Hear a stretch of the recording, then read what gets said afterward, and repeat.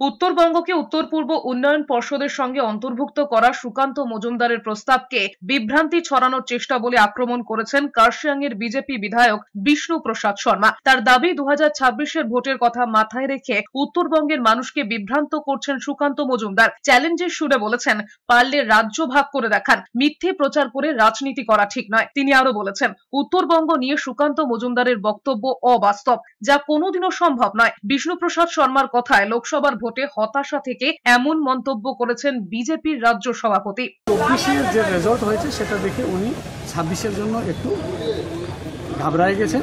তো উত্তরবঙ্গে যারা আলাদা রাজ্যে চায় ওদেরকে ভ্রমিত করে রাজনীতি করার জন্য এই বক্তব্যটা উনি দিয়েছেন। গোটা বাংলা থাকলেও একটা কথা, উনি তো বাংলার ভিতরে থেকে উত্তরবঙ্গকে বলতে আধা রাজ্য কোনোদিন পরিষদের হিস্সা হইতে পারবে না, এটা একটা ইউটোপিয়ান থট।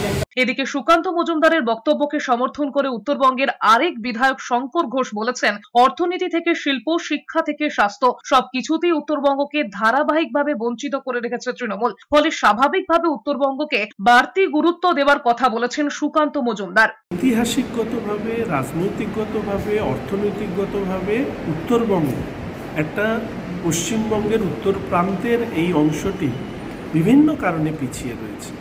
অর্থনীতি হোক, শিল্প হোক, পরিকাঠামো হোক, স্বাস্থ্য হোক, শিক্ষা হোক, কর্মসংস্থান হোক, এমনকি পরিযায়ী শ্রমিকের ঢল নামে উত্তরবঙ্গ থেকে। ফলে স্বাভাবিকভাবে উত্তরবঙ্গকে বাড়তি গুরুত্ব দেওয়ার কথা আমরা যারা উত্তরবঙ্গের জনপ্রতিনিধি তারা বারবার করে বলেছি।